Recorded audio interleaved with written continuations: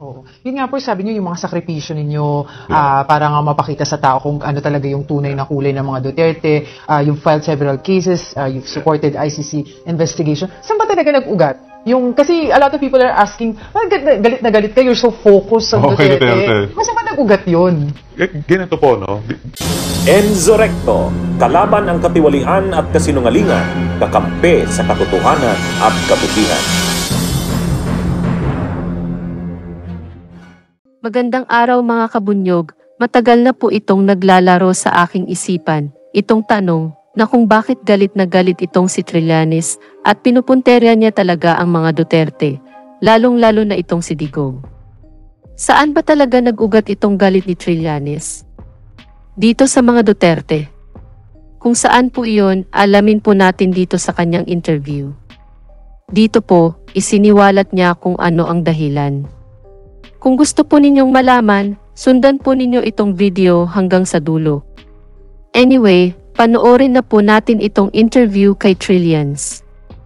You know what's happening po sa impeachment, yung transmit nila, sinabi ni SP Chis Escudero na they will take it up by June, I think, third week, no? Ano po ang interpretation niyan dito? Kasi the word forthwith ang pinagdidebatihan nila dito.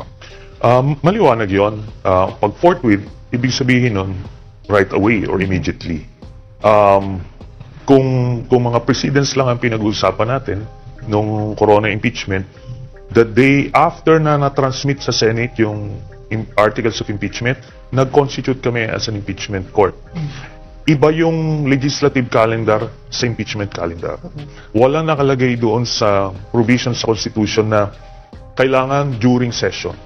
Because iwalay nga, pag titignan nyo yung provision sa impeachment, nandito siya sa Article 11, I think, or hindi siya sa Article 6 sa legislature. Ibig sabihin, yung impeachment is a separate institution altogether. So, kaya nga nagro-robe pa eh. Yes. To symbolize na you're not just regular senators, you are senator judges. Meaning, iba yung identity nyo. You're wearing a different hat. So, immediately, kahit walang session, kanyari, magpunta sila sa Senate ngayon, mag-agree sila, let's take an oath, mangyayari yon. But you see, the Senate is the domain of the senators. Lahat ng nangyayari dyan is based on the rule of the majority. Yes. Pag nag-decide sila na we will do this today, they can do this today. If they decide to do this on June 2, they can do that. Pero why do you think saan nanggagaling si Senator Chis Escudero? Because kung si Senator Coco Pimentel yung tatanungin, gusto niya magtawag na ng caucus, tas other legal experts like former Senator Franklin Drilon, sinasabi niya, pwede naman eh. Diba? Once na receive niyo na yung complaint, pwede na natin simulan, etc. Pero bakit si Senator Chis Escudero, iba yung pananaw niya? Dahil ganun yung pulso ng mga majority. Remember, very small ang margin nung pagka-Senate President ni Senator Chis. If any block would shift to the other block, tanggal sa agad siya. So yan yung napulsuan niya. That's my reading on that. He's treading on very thin ice. Kaya very careful siya. Meron lang convenient alibi na recess ngayon, campaign recess, but he knows it. Kung iba ang set of circumstances, he would have convened it right away. And alam nyo, si Senator Chis, Senate President Chis, magaling yan sa kumaga legal procedures. I can imagine kung presiding officer siya, he would have displayed yung kanyang legal prowess, mapakita na niya sa taong bayan. And he would want that. Kaso, the circumstances do not favor such a scenario for him. May kinalaman po ba dito, Senator, yung election? Kasi takot daw yung ibang Senator judges na may backlash if they vote in favor of impeachment. Yeah, for sure. Pero kasi, pagka sinimula mo yung impeachment trial, lalagpasan nyo naman yung election. Yeah. You can conduct the verdict can happen after the election, so hindi ka tatamaan. You will just attend there. In fact, favorable po to sa mga visibility, no? Visibility. You can just keep your cards close to your chest, di ka magpakita ng ano, but doon ka. They can do that. Ano lang ito? I think there is a block there na pwedeng mag-shift sa kabila and mawawala sa pwesto. Oh, so It's unfortunate. Yeah. Oo, so parang mas meron dun na baka kasi magalaw yung kanyang pagiging Senate President, ganun ba? Ganun ba? And ano lang yun, speculation. yes, lang yun. Yes. And there is also this practical reason na karamihan ng mga senador ngayon ay out of the country. Naka-schedule na yan. May International Parliamentary Union, Yes. yung mga official businesses Yeah. elsewhere. So, for practical reasons, hindi. Pero yung focus na sinasabi ni Senator Coco Pimentel, pwede naman gawin yan online eh. Mag-focus sila na doon, o sige, let's meet when all these private or official businesses are done. Yes, They can meet March. Oo. Pero yung sinasabi nilang yung isa pang issue na yung carry over from 19th Congress, pag hindi natapos i-carry over na sa 20th Congress, yung iba sabi okay yun, yung iba sabi hindi. I think paliwanag yun na diretso yun. Kasi itong impeachment, pag titingnan nyo sa Constitution, wala nagsasabi dyan na hihinto yan pag every end ng Congress. Walang ganon. Pag walang ganon, hindi ka pwede mag-invento na meron ganon. It's just like a trial, let's say sa Sandigan Bayan. Pag may trial ka doon at nag-retire yung dalawang justices, tuloy-tuloy pa rin yung trial.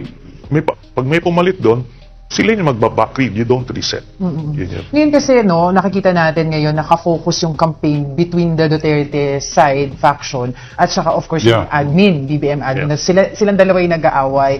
I was wondering, being the opposition before, nasaan ngayon, sa picture na ito, ang true opposition? Ang true opposition is si Senator Risa Hontiveros. Siya yung nandoon and she is playing that part. Policy-wise, nagpo-provide siya ng checks and balances with the administration. So, she's the voice. Yun sa mga tumatahimik, you cannot classify them as opposition anymore.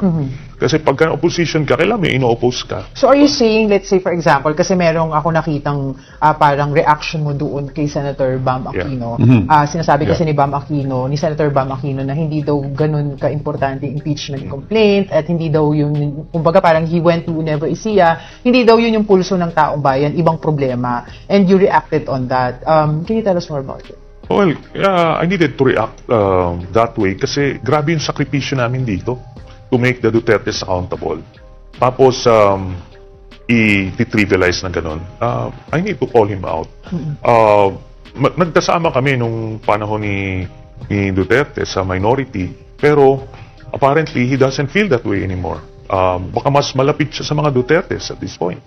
Kaya nagpapauna siya about what he really feels. Kasi if he feels the same way as before, as we do, he wouldn't have said that. So you're saying, Senator, based sa nakikita natin landscape, well, we should call it the yellows or yung mga pinklawan are veering now towards the Duterte side? No, not everyone. Si ano po, VP Lenny, former VP. Well, you'll have to ask her that. Kaya nga kinall out ko rin siya. Yes. She invited si Sara Duterte sa bahay niya. No? They tried to come up with some excuses, but kita nyo how does it look now? Diba? That didn't age well.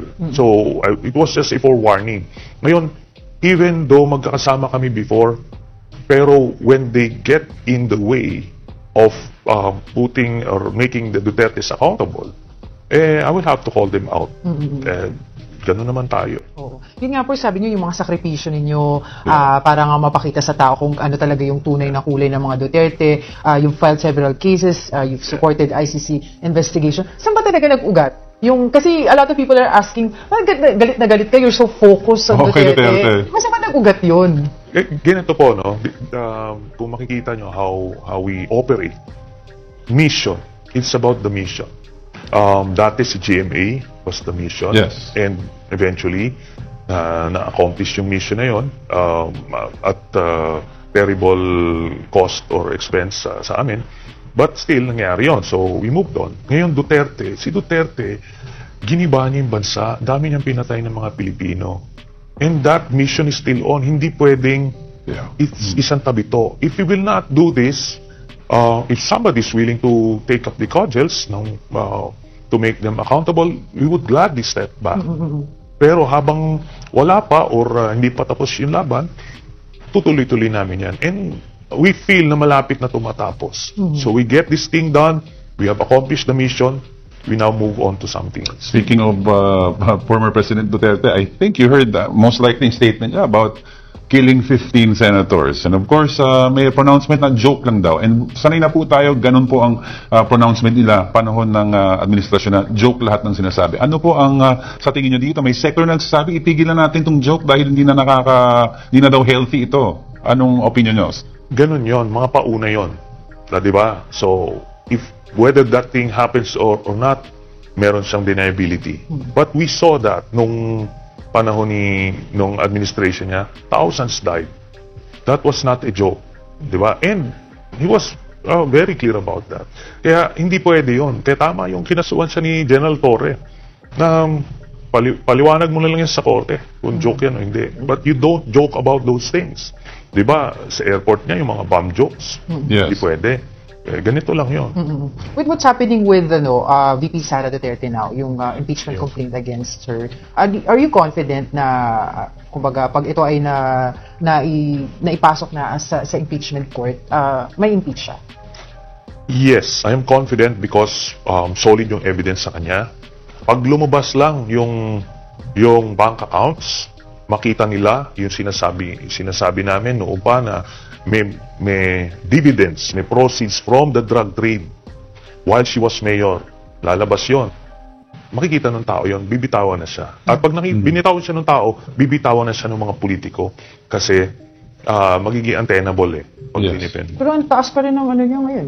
I mean, bumaba, pero mataas pa din yung kanyang rating. Actually, they're picking up. Their numbers are picking up dahil dun sa kanilang troll factory. Nag-expand sila ulit ng social media machinery nila at ganon, they deceive people. That's how, yun yung sikreto nila. Yun naman pala, saludo po kami sa'yo, Sonny Trillanes, dahil ang dahilan ng galit mo sa mga Duterte ay hindi pang personal lang, kundi ito ay isang concern din sa ating mamamayan. Kahit noon pa sa panahon ni Gloria Arroyo, nanindigan ka sa tama. Kahit ito ay mauwi sa pagkakulong mo, ipagpatuloy ninyo lang po itong pagpapanagot sa mga Duterte at suportado namin ang iyong ipinaglalaban. Mabuhay po kayo. Anyway, dito na lang po ang aking topic. Mabuhay po tayo mga kabunyog. Bunyog, bunyog, halikan na kasama ka. Bunyog, kapag buklod ay may pag-asa. Luzon, Visayas, Mindanao, isa ang pananaw. Sa bagong Pilipinas ang bunyog isisigaw.